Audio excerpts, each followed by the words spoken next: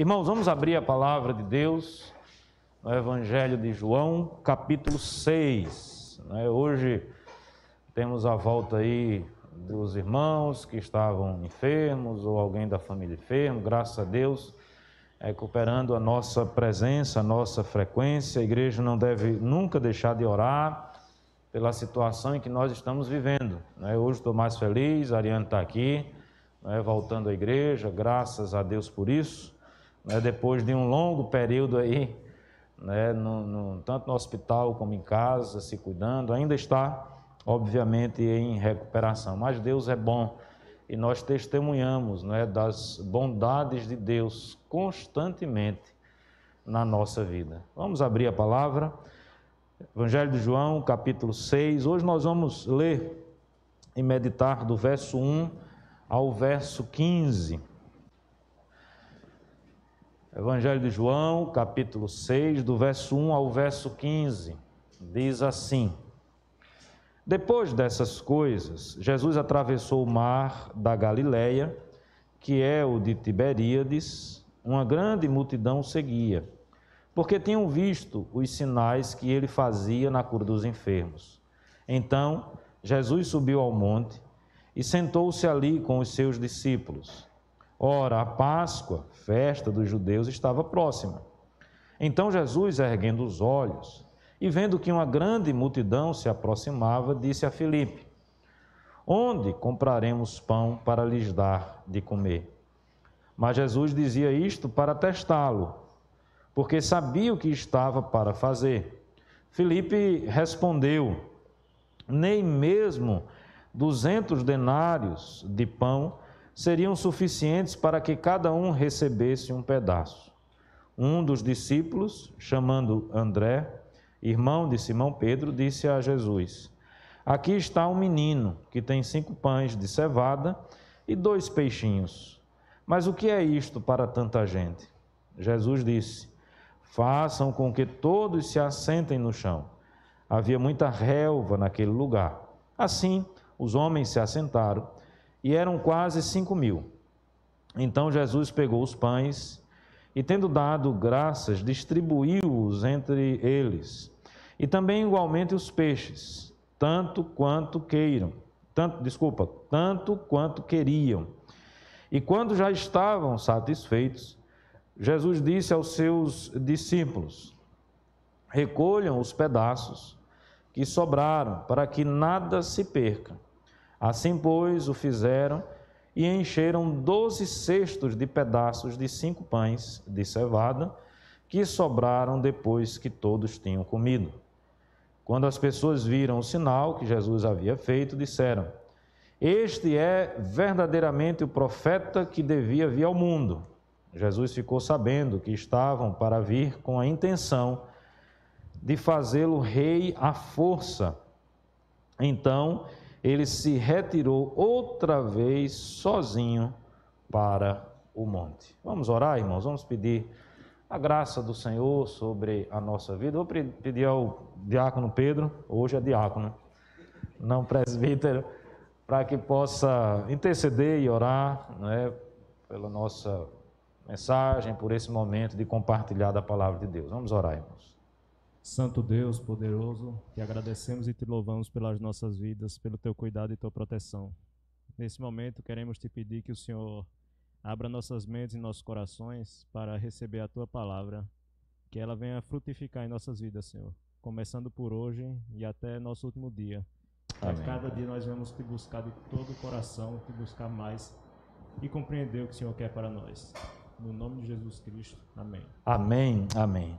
Muito bem, meus amados irmãos, relembremos de forma breve, rápida, os acontecimentos que antecedem este momento no qual somos informados que o Senhor Jesus ele está de volta a Jerusalém, agora na região do mar da Galileia, naquela época também chamado de Tiberíades, uma alusão a Tibério, imperador.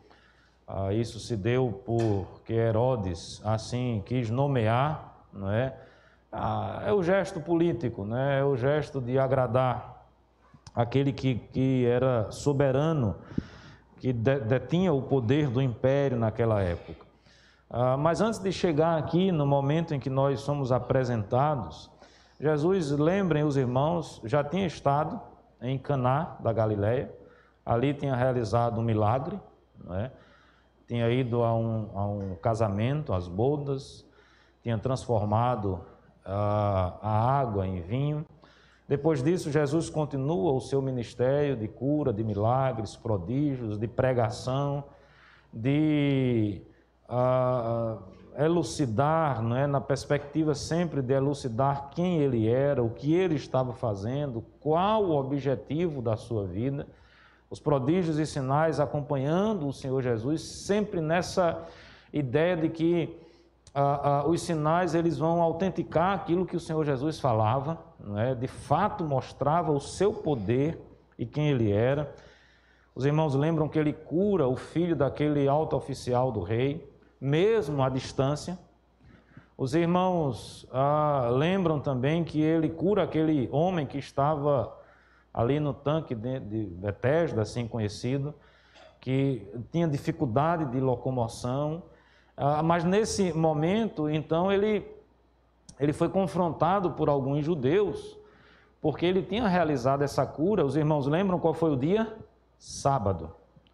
É provável, porque essa tem sido um padrão em todo o ministério, foi um padrão em todo o ministério de Cristo e até dos apóstolos posteriormente, quando eles faziam algo que os judeus, né, não concordavam, de fato o Senhor Jesus corria o risco de morte, né? Eu imagino que, de alguma forma, estrategicamente, era momento de se retirar, né, de onde ele estava. É importante que se diga também a informação aqui de João sobre esse texto, né? Esse é um milagre que encontra-se nos 4 evangelhos, os 3 sinóticos e esse, com algumas diferenças de narrativas, né, que se complementam, que se completam. E a preocupação, obviamente, de João é, mais uma vez, apresentar o Cristo que se fez carne, o poder de Deus, e numa perspectiva muito interessante. E aqui a informação de que a Páscoa estava próxima, ela é uma informação que deve nortear também o nosso entendimento de tudo aquilo que aconteceu aqui, né? Porque, e aí eu queria agora já olhar para o texto propriamente dito, eu queria que olhássemos para esse texto na perspectiva do Senhor Jesus que vai ao encontro das nossas necessidades, do Senhor Jesus que supre as nossas necessidades, do Senhor Jesus que satisfaz de forma plena, como nenhuma outra pessoa é capaz de fazer, ou como nenhuma outra situação é capaz de fazer, as nossas necessidades. Então eu olho para esse texto e vejo aqui o Senhor Jesus suprindo essas necessidades. Mas eu falo que é importante pensarmos na festa da Páscoa que se aproximava, porque numa primeira leitura, numa leitura mais simples do texto, salta aos nossos olhos, e a gente vai acompanhar isso, a necessidade ou as necessidades físicas. Humanas no sentido mais físico, mas esse texto, de certa forma, ele tem toda uma simbologia também envolvendo as nossas necessidades espirituais. E eu queria dividir aqui, hoje, nessas duas partes. O Cristo que satisfaz as nossas necessidades físicas, o Cristo que satisfaz as nossas necessidades espirituais. E, obviamente, nós estamos então diante daquele que é capaz de satisfazer todas as nossas necessidades. Porque o ser humano não é só físico, o ser humano não é só alma, não é só espírito. O que é o ser humano senão a união de corpo e espírito? E aí nós vamos relembrar lá em Gênesis, quando pela primeira vez Deus afirma que o ser humano é ser humano, se dá no processo em que, primeiro, a parte física é construída do barro, depois o espírito é soprado sobre aquele barro e aí finalmente o homem passa a ser alma vivente. O homem passa a ser homem. Se for só corpo, não é ser humano. Se for só alma, não é ser humano. Tanto é, e faço menção a uma outra passagem bíblica, que quando o Senhor Jesus estava chamando os seus apóstolos, não é? Os irmãos lembram daquele famoso trecho da pesca maravilhosa, onde o Senhor Jesus, então, ao final de todo aquele, mais um milagre, de certa forma, realizado pelo Senhor Jesus, diz, não é, a Pedro, ao seu irmão, aqueles que seriam, então, chamados ali discípulos, venham após mim, larguem as redes, porque agora vocês vão ser pescadores de homens. Muitas vezes a gente acha que ele falou pescadores de alma, né? Há um conceito, às vezes, encravado na mente da igreja, que nós precisamos ganhar almas. Obviamente que não há nenhuma dificuldade nessa afirmativa, senão que ela é incompleta. Nós precisamos ganhar homens. Eles não se tornaram pescadores de almas, ou não se tornaram pescadores de matéria, de corpo. Eles se tornaram pescadores de homens. E quem é o homem? O homem é o corpo, são as necessidades físicas, o homem é a alma, são as necessidades do espírito, sempre nessa perspectiva da dicotomia, mas numa perspectiva em que Cristo, e esse é o ponto, é aquele, e tão somente Cristo, e mais ninguém, capaz de satisfazer plenamente as nossas necessidades. E quando eu digo satisfazer, não é numa perspectiva de que todos nós possamos viver para a nossa própria satisfação, mas satisfazer na perspectiva de que as necessidades inerentes ao ser humano, elas são atingidas, elas são satisfeitas, elas são plenamente satisfeitas através de Cristo Jesus. Veja comigo, vamos ver algumas dessas necessidades, partindo primeiro para as necessidades físicas. O primeiro ponto que é bastante interessante é que, conquanto esse texto vai falar de mais um grande milagre do Senhor Jesus na multiplicação dos pães e dos peixes, é um texto que logo no início diz que uma grande multidão estava ali acompanhando a Cristo, seguia a Cristo. Veja aí o verso 2. Uma grande multidão seguia. Por quê? Porque essa multidão estava ali seguindo a Cristo? Porque eles tinham visto os sinais que ele havia feito. E quais foram os sinais que Cristo havia feito? Ele havia curado os enfermos. Eu disse da importância do contexto. Ele havia curado o homem lá no tanque de Betesda. Ele havia curado o filho do rei, o filho do oficial do rei. E provavelmente, com certeza, outras curas o Senhor Jesus estava realizando também no seu ministério. Então vejam, meus amados irmãos, que uma primeira necessidade que nós enfrentamos no nosso corpo, na nossa vida, a necessidade fisiológica, necessidade física mesmo, fruto da nossa natureza que hoje é caída depois da queda, é a cura para as nossas doenças. E eu pergunto, quem de nós não precisa de cura em algum momento da sua existência, em algum momento da sua vida? Meus amados irmãos, os dias que nós estamos vivendo, eles são altamente elucidativos com relação a isso. Veja que muitos choram, muitos sofrem, porque estão perdendo os seus entes queridos. Eu já devo ter falado aqui, quando voltei, depois de ter a Covid, uma doença extremamente estranha, com vários sintomas, talvez não plenamente mapeados agora, mas uma coisa é certa, não é?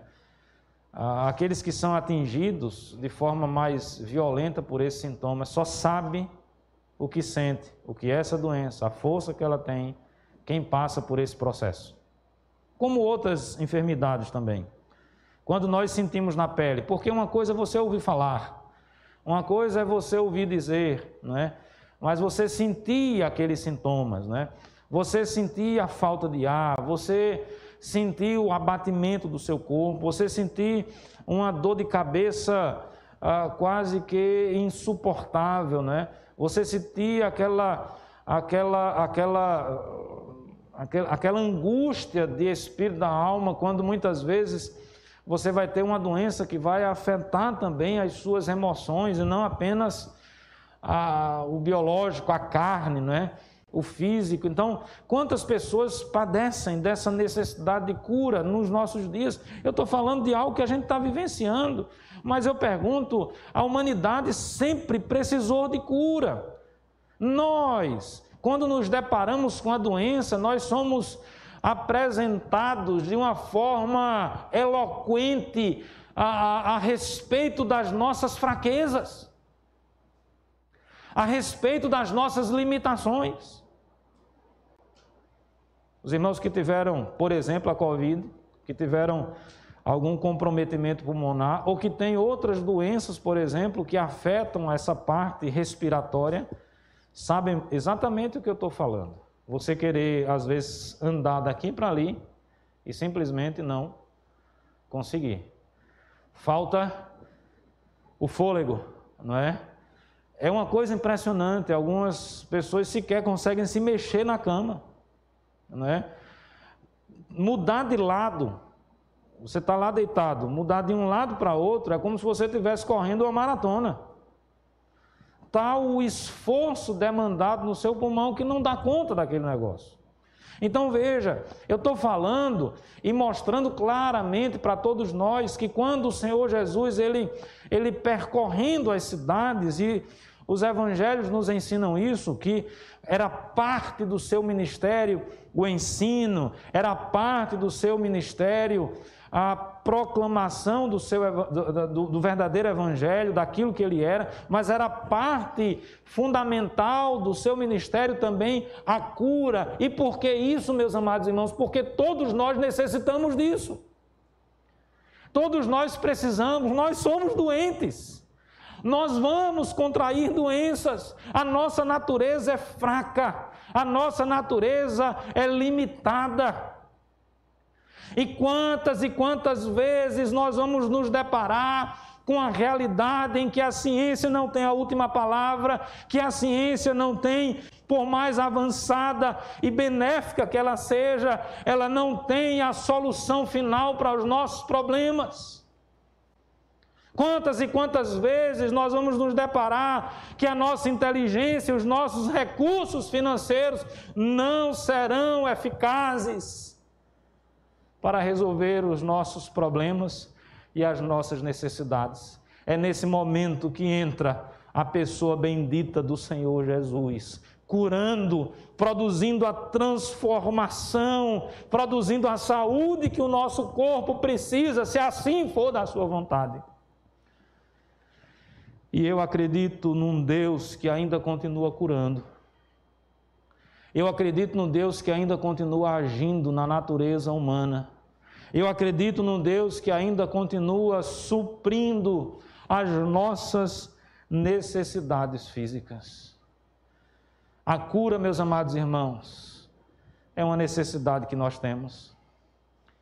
O Senhor Jesus, e Ele como 100% homem, não esqueça daquilo que a gente tratou no início das nossas exposições nesse Evangelho, 100% Deus, 100% homem, o Deus que se fez carne, mas é homem. Ele quantas e quantas vezes precisava se afastar, porque ele estava esgotado no seu ministério, pregando o dia todo, curando o dia todo, em contato com as pessoas o dia todo e todos os dias. Muitas vezes o Senhor Jesus se encontrava com sede, com fome, cansado, esgotado fisicamente. Essa é uma outra necessidade que nós temos. Ou será que você, num dado momento da sua existência, também não se deparou com essa realidade que se abateu sobre a sua vida? Você se viu cansado, você se viu esgotado. É como se nós disséssemos assim: eu não aguento mais. É como se nós disséssemos assim, eu cheguei no meu limite. Não dá mais para avançar. Depois que a Ariane saiu do hospital, nós passamos uma semana mais ou menos lá em Paripueira. Foram dias muito bons, muito positivos. Davi aprendeu a andar de bicicleta. Nós fizemos coisas que muitas vezes a televisão, o Netflix, o celular, o tablet, o videogame, seja lá o que for, não permite fazer. E aí eu fui lá numa loja, arrumei uma corda, a gente pular a corda. E aí eu lembrei da minha época de adolescente. Eu disse, eu vou ver o que é que sai, né? E obviamente a cena não é bonita de ver. A Vitória gravou uma parte, se ela divulgar, ela será deserdada, sem nenhum drama na consciência. Eu estou citando esse exemplo que de fato é engraçado, para não dizer outra palavra, né? Mas você vai ao limite, por exemplo, dessa atividade física. Lógico que o meu limite não eram muitos pulos, mas era o meu limite. Os irmãos entendem? E eu lembro do recorde lá que eu bati, né? O grande e expressivo recorde. Quando eu acabei de pular a corda, eu estava simplesmente exausto, morto. Você está... Até a dificuldade de respiração, veja, é um limite do corpo, que vai variar de um para um, não é? Uns vão mais além, uns vão... Obviamente que depende, mas todos nós temos os nossos limites. E todos nós vamos chegar naquele momento em que a gente diz assim, eu estou cansado, eu simplesmente não aguento mais. Eu já contei essa experiência pessoal que eu tive aqui na igreja, mas todas as vezes que eu penso de limite de cansaço, eu só lembro do teste da esteira ergométrica que eu fiz. Que eu mirei para pular da esteira porque eu simplesmente não aguentava mais. E eu quase que implorando aquela moça, desligue, que eu não aguento mais. A danada da esteira ficou até empinada. E eu dizia, desligue, ela só mais um pouquinho, eu desligue, ela só mais um pouquinho. Eu mirei para pular, porque eu simplesmente não aguentava mais. Mas no resto, no pouco de sanidade que ainda me restava naquele momento, talvez com a pouca oxigenação no cérebro, sem poder raciocinar muito, devido ao esforço extremo para mim, eu ainda cheguei à conclusão de que se eu pulasse era pior. A queda ia ser maior, o estrago ia ser pior, então eu fui até o final, mas eu acabei simplesmente esgotado. Eu estou falando de coisas, não é, de exercício que a gente pode fazer ou não pode fazer. Mas deixa eu chamar a atenção de uma outra realidade. Realidade também que eu já me senti esgotado ao extremo. E não foi pulando corda, jogando bola, caminhando, correndo, fazendo o teste de esteira ergométrica. Foi pelas situações da vida. Aquele momento em que nós nos deparamos com problemas tão imensos, com dificuldades tão intensas, ou com o sofrimento intenso de outras pessoas, ou com o nosso próprio sofrimento, e essas coisas vão tirando, roubando as nossas energias, vão minando as nossas energias.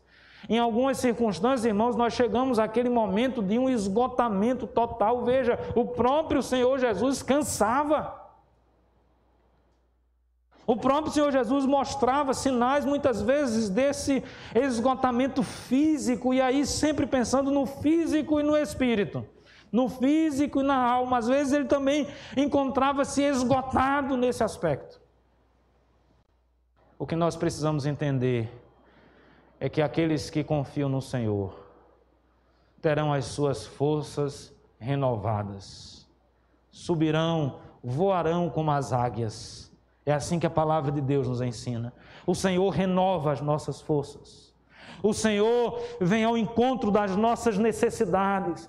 aquele momento em que você está esgotado, aquele momento em que você está desesperado, aquele momento em que você não tem mais forças, aquele momento que parece que você perdeu a alegria da existência, aquele momento em que você afirma não tem mais jeito, não tem mais solução. Está aí o momento apropriado para você entregar-se totalmente ao Senhor Jesus, deixar-se cuidar por Ele, porque Ele é capaz de satisfazer as nossas necessidades, como nenhuma outra pessoa é capaz, como ninguém mais é capaz. O Cristo que satisfaz a necessidade da saúde, não é? A cura das doenças, do esgotamento físico. Mas eu não me esqueci do texto, não. Porque o contexto é esse. Aqui não é só uma parte de multiplicação de pães e peixes. A multiplicação dos pães e dos peixes, na realidade, é o ápice nessa cena aqui descrita pelo evangelista, que mostra e que enfatiza esse poder de Cristo. Ele já vinha atuando na vida dessas pessoas.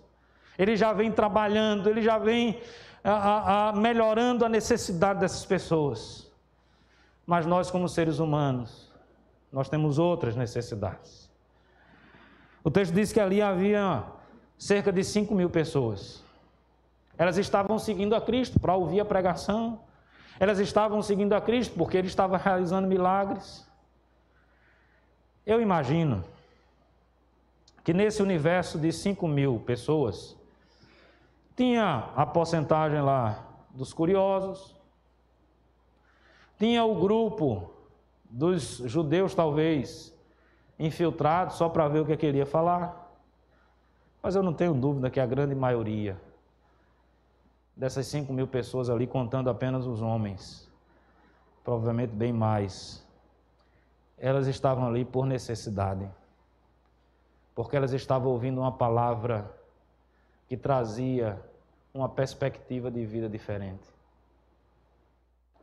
E elas foram ouvindo ao Senhor Jesus.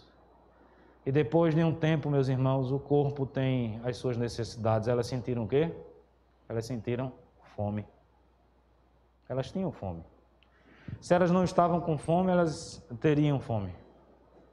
Era uma questão de tempo. E aí, mais uma vez, entra o Cristo que supre as nossas necessidades. E é interessante a pedagogia do Senhor Jesus. Acompanha comigo o texto. O verso 4 diz, né, a Páscoa estava próxima e tal. Então Jesus, erguendo os olhos, vendo uma grande multidão, não é que uma grande multidão se aproximava, ele conversa com um dos seus apóstolos, discípulos, Filipe, faz uma pergunta, obviamente ele sabia o que ele iria fazer. Filipe não. Aí ele pergunta assim: onde compraremos pão para lhes dar de comer? É muito interessante que Jesus faz a pergunta onde comprar, e a resposta é: nós não temos dinheiro. O Senhor Jesus não perguntou aonde conseguiremos dinheiro, ele só perguntou aonde comprar. Perceberam que a resposta é diferente da pergunta? Ele perguntou uma coisa, Filipe respondeu outra. Onde compraremos pão para lhes dar de comer?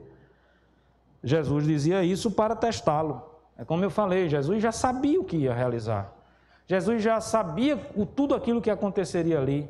Mas ele está promovendo aqui, não é, o teste, a prova da fé dos seus discípulos. Nós somos provados até hoje, meus amados irmãos. E se você não acha isso interessante, leia Tiago, tende por motivo de toda alegria passar pelas provações. A provação tem um efeito muito positivo na nossa vida. Jesus dizia isso para testá-lo, porque sabia o que estava para fazer. Filipe respondeu: nem mesmo 200 denários de pão seriam suficientes para que cada um recebesse um pedaço. Denário era o pagamento de uma diária de um trabalhador naquela época.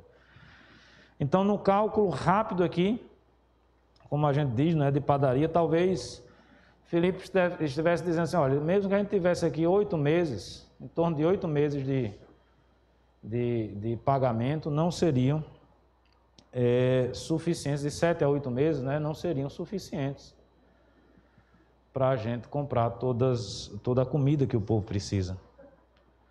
Já um outro discípulo, chamado André, foi alertado por um outro discípulo, né, que existia ali um menino que tinha 5 pães de cevada. Alguns comentaristas dizem que esse pão era o pão mais básico que existia, era o pão mais barato que existia, mais simples que existia, né? Inclusive aqui a gente vê nascendo o McFish, né, pela primeira vez, porque é pão com peixe, né? Então, 5 pães, não é isso? Deixa eu ver aqui. 5 pães e 2 peixinhos, né? Essa expressão, inclusive peixinhos, segundo alguns comentaristas também, ele podia estar se referindo a algum peixe pequeno mesmo, que estava ali conservado no sal. Provavelmente. Eu não sei, a gente fica às vezes imaginando, né, floreando. Nada disso está na Bíblia, mas eu imagino que esse menino tinha uma mãe muito, muito zelosa, né? E que ele disse: olha, mãe, eu vou ali ver o Senhor Jesus. Tá, meu filho, mas leva aqui esse lanchinho que você vai ter fome, não é? Ele devia de repente estar com um casaco também. Leva o casaco, meu filho, que você vai ter frio, não é? Alguém que estava ali com um lanchinho, aquela barra de cereal, não é? Eu vou no médico, vai demorar demais, deixa eu levar aqui uma barrinha de cereal, deixa eu me prevenir, não é? É provável, é possível, não estou dizendo que é, isso não está no texto, aqui são ilações que eu estou fazendo de uma mente que fica tentando imaginar aquela cena, não é? Veja, onde nós vamos comprar? Não temos dinheiro, não é? Não temos dinheiro. Ou seja, do ponto de vista humano, não tem solução para isso. Do ponto de vista da logística, não tem solução para isso.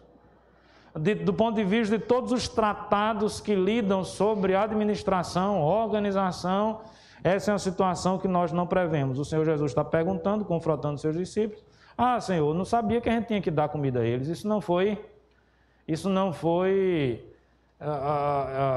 parte daquilo que a gente tinha imaginado que deveríamos fazer agora. Talvez até alguém poderia questionar, e não é nossa obrigação fazer isso. Esse povo volta para casa e vai comer, cada um na sua casa. Dá um intervalo, dá um tempo, não é? Um outro tem 5 pães, 2 peixinhos, né? E também do ponto de vista humano eu pergunto, 5 pães e 2 peixinhos é suficiente? Na matemática humana, a gente está falando da perspectiva humana, na matemática humana é suficiente para matar a fome de mais de 5.000 pessoas. Não precisa ser especialista para chegarmos à conclusão de que, do ponto de vista humano, a solução não estava ali. E esse é um ponto fundamental para todos nós. A fome, a necessidade da alimentação é uma necessidade de todos nós. Me permita fazer um parêntese aqui. Eu preciso até insistir mais com a igreja para que a gente forme cestas básicas todos os meses. Eu queria conclamar mais uma vez a igreja a esse sentido. Existem pessoas passando fome, existem pessoas precisando do alimento, e nós, enquanto igreja, que temos um pouco mais, precisamos dividir aquilo que nós temos. Então não deixe de fazer isso. A Junta Diaconal tem se movimentado. Essa semana nós já nos mobilizamos para ajudar um irmão que precisava, e as demandas vão ser cada vez maiores, eu não tenho dúvida disso. E Deus tem nos abençoado. E nós vamos abrir, né, a nossa despensa, nós vamos dividir aquilo que nós temos. Então, traga os seus donativos. Se você não quiser trazer um donativo, mas você tem um recurso para dar a alguém, busque os diáconos de nossa igreja. Se tiver difícil acesso a eles, fale comigo. Hoje eu já tenho a quem entregar. Nós temos demanda, a demanda não vai faltar. E essa é uma necessidade. E veja, o Senhor Jesus se preocupa com essa necessidade. Porque não adianta eu dizer às pessoas: olha, Jesus é o pão da vida, e a pessoa está morrendo de fome, cair dura de fome. Eu preciso, ela não sabe nem às vezes o que é pão, de tanto tempo que ela não come. O jantar dela é uma vaga lembrança do almoço. Os irmãos percebem que existem pessoas que estão extremamente necessitadas. É por isso que na carta de Tiago nós somos apresentados a uma fé que é operante. Quando o texto diz, olha, através das minhas obras eu vou mostrar a minha fé. O que salva é a fé. Mas as obras autenticam a verdadeira fé, porque uma fé que não tem obras, ela é inexistente. Ela é morta. Ela não existe.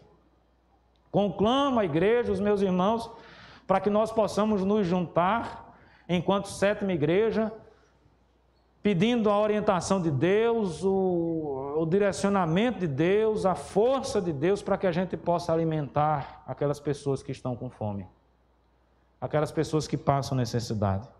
Mas, irmãos, me permita agora ampliar o pensamento, porque o Senhor Jesus começa a operar um grande milagre. O milagre é aquilo que não pode ser explicado do ponto de vista das leis normais. Veja, quando o Senhor Jesus deu a ordem para recolher o que sobrou, e eu queria que você olhasse agora para o verso 13, para eu explicar direitinho aqui o que é um milagre. Essa história de alimentar começou com o quê? 5 pães e 2 peixes, correto?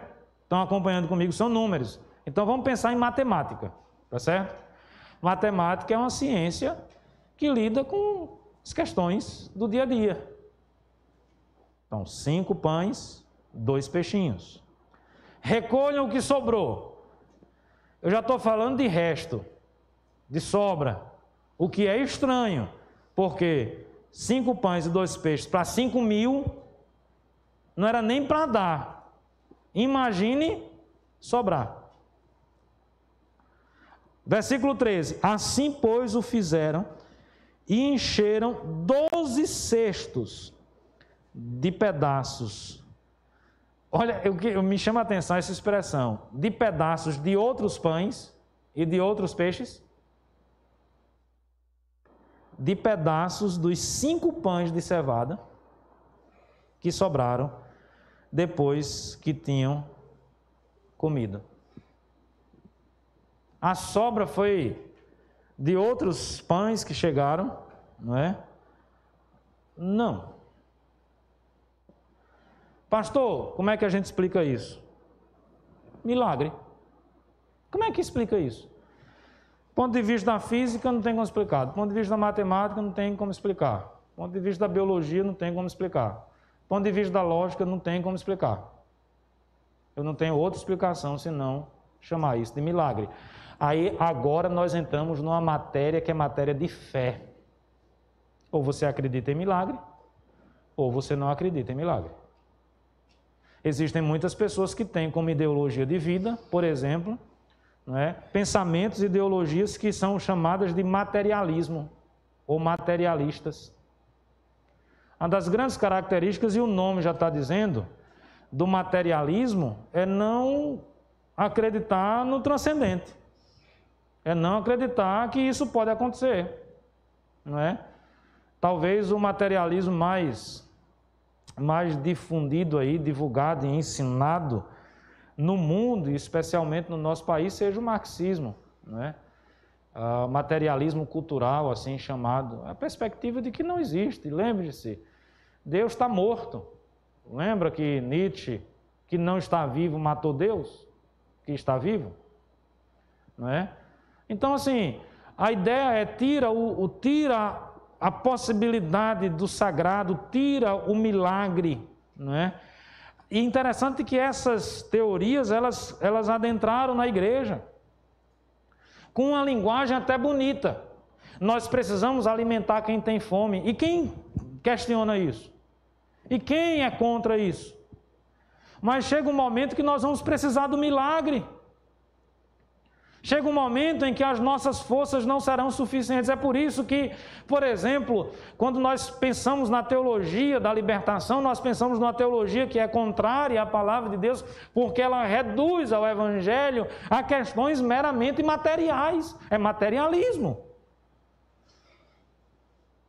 É materialismo cultural com a roupa cristã, mas continua sendo o velho e ruim materialismo cultural. Continua sendo a velha e ruim perspectiva de que não existe o transcendente. É a velha ênfase, velha e ruim, no Jesus meramente histórico. Mas eu não posso olhar para esse texto e pensar apenas nas necessidades físicas. Obviamente que elas existem, e eu gastei mais de 30 minutos para falar delas. Eu não estou dizendo que elas são insignificantes. Eu não estou dizendo que elas não existem, eu não estou dizendo que elas devem deixar de ser supridas, mas nós precisamos olhar para esse texto, e agora eu resgato a ideia da Páscoa, aqui presente no texto. Nós precisamos olhar para esse texto e enxergar um Jesus que é muito mais do que o materialismo, que é muito mais do que um pão que foi multiplicado, do que um peixe que foi multiplicado, é muito mais do que um Jesus que é capaz de curar as nossas enfermidades. Eu estou falando do Cordeiro de Deus, daquele que foi sacrificado, lembrando da Páscoa, teve o seu sangue imolado ali, não é? Foi imolado, o seu sangue derramado, o sangue que foi colocado nas portas para que o anjo da morte preservasse a família da aliança. Eu estou falando do Cristo que é capaz de satisfazer a nossa vida de uma forma tão plena que Ele transcende as nossas necessidades físicas e Ele traz salvação ao nosso coração. Eu estou falando do Verbo que se fez carne e habitou entre nós, esvaziando-se, obedecendo à vontade de Deus, entregando-se na cruz do Calvário, para que nós hoje pudéssemos ter esperança. Esperança não apenas do pão, materialmente falando. Esperança não apenas do peixe, materialmente falando. Esperança não apenas da cura da doença. Quantas pessoas que estão nesse momento com familiares doentes, talvez entubado nas UTIs, Brasil afora, desenganados pelo câncer, ou outras doenças terríveis. Eu acredito que Deus pode transformar, mudar, modificar nesse exato momento toda essa situação. Eu creio plenamente nessa verdade. Mas eu preciso dizer isso aos meus irmãos. Nessa vida vai chegar o momento de todos nós. O momento em que nós não vamos mais vencer a doença. O momento em que talvez pela velhice, pela idade, o nosso fim nesse mundo, nessa vida chegará. O problema é que às vezes quando nós somos muito novos, né, nós nunca trabalhamos isso na nossa mente. Vamos nos envolvendo com as coisas desse mundo e não pensamos que um dia nós não estaremos mais aqui. Mas veja, irmãos, quando nós pensamos, quando o ser humano pensa nisso, eu acho que assim, é um pensamento devastador. É um pensamento que, em tese, era para trazer as angústias mais profundas. Já fiz menção aqui de um depoimento do escritor, não é, dramaturgo Ariano Suassuna, quando perguntado se acreditava em Deus, ele diz: olha, se Deus não existisse, eu era um homem desesperado. E tem lógica a afirmação dele, porque acabou-se tudo. É como se a gente nascesse e começasse a contar o dia de morrer. Imagine uma pessoa que está desenganada pelos médicos. Olha, você vai ter alguns meses de vida. Meu Deus, que angústia, que sofrimento. É como se eu olhasse para o meu filho e dissesse: é o último momento que eu vou ver o meu filho. É como se eu olhasse para a minha mãe e dissesse: será que esse é o último dia das mães que eu passei com minha mãe? Será que terá um outro Natal que eu vou passar com minha mãe? Vocês percebem que isso, de certa forma, é desesperador? Mas por que o crente não se desespera? E aí entra Cristo, satisfazendo plenamente as necessidades humanas.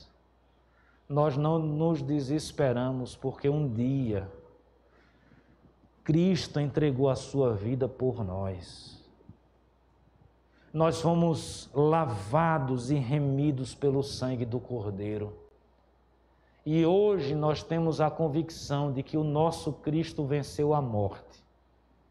E porque Ele venceu a morte, nós também venceremos a morte. O mais cruel, o mais implacável, o mais terrível dos inimigos humanos. Veja, meus amados irmãos, agora no nosso coração não se instala o desespero, agora no nosso coração não se instala a angústia, agora o nosso coração é inundado de alegria, fruto da esperança de que um dia eu vou reencontrar os meus. Fruto da esperança de um dia saber que todas as mazelas desse mundo desaparecerão, que essa natureza será plenamente restaurada, que eu terei uma nova vida e agora uma vida eterna na presença do meu Deus. E louvado seja Deus por isso, porque Cristo morreu por nós e satisfaz as nossas necessidades espirituais. A necessidade de salvação, e vem com ela já a possibilidade da alegria, de desfrutar da salvação, ainda não plenamente. Estamos sempre nessa dicotomia já e ainda não. Mas no que diz respeito ao já, meu irmão, se alegre na presença de Deus, se alegre em saber que Cristo deu a sua vida por você. E quando as angústias, o esgotamento, o cansaço, seja físico, seja mental, tomar a nossa mente, tomar o nosso coração, se apoderar do nosso corpo, que ainda exista no nosso coração a fagulha da esperança de que nossa vida está nas mãos de Cristo Jesus,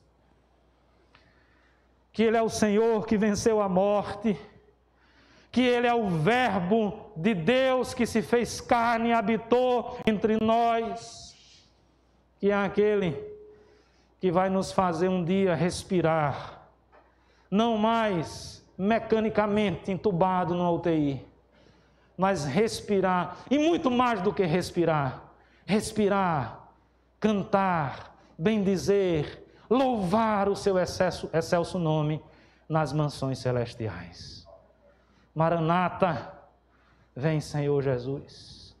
Que dia glorioso, que dia maravilhoso. O anjo da morte está passando sobre a humanidade. O anjo da morte passou sobre o Egito antigo.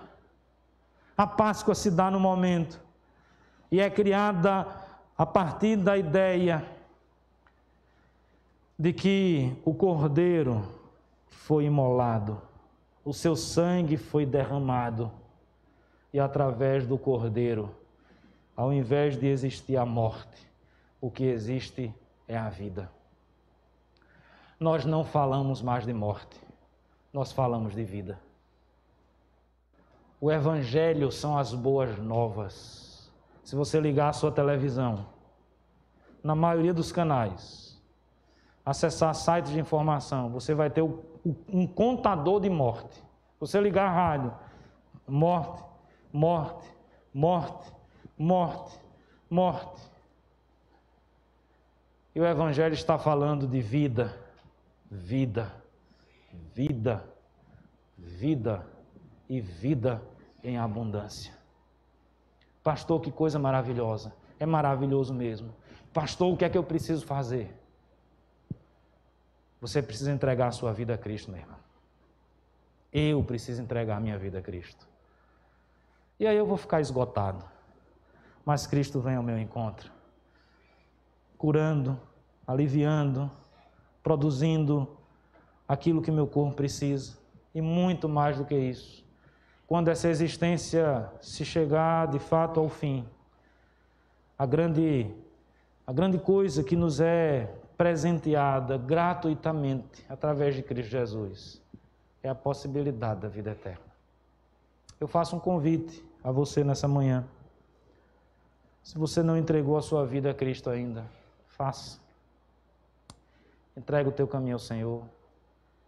Entrega a tua vida a Cristo. Para de contar morte.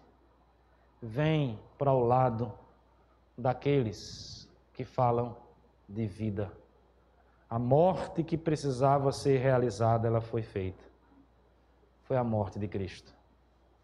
E não foi uma morte simples, foi uma morte dolorosa. Foi uma terrível morte, morte de cruz. Mas Ele entregou a sua vida.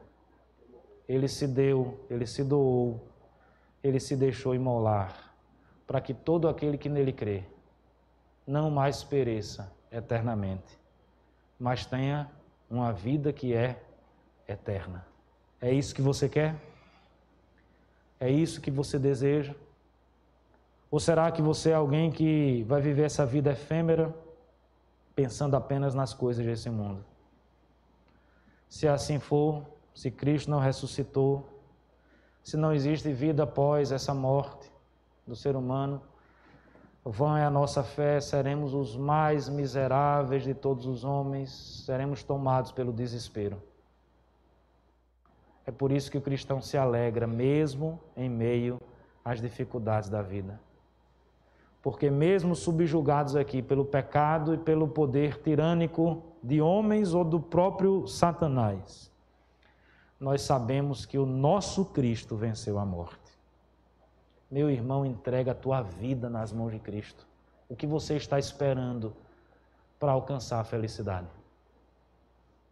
O que você está esperando para ser plenamente satisfeito pela obra e pela pessoa do Senhor Jesus? Não espere mais um minuto, não espere mais um segundo.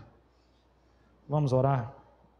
Senhor nosso Deus e Pai bendito, eu quero nesse momento, ó Deus, apresentar a vida de todos aqueles que podem me ouvir, que ainda não entregaram a sua vida a Cristo.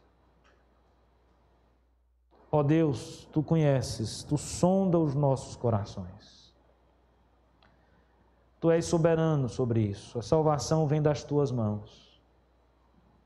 Mas como pastor, como ministro da palavra, como humilde servo que também foi alcançado pela Tua graça, eu intercedo, eu peço, eu rogo ao Senhor, que o Teu Santo Espírito, ó Deus, nesse momento, possa visitar vidas e corações.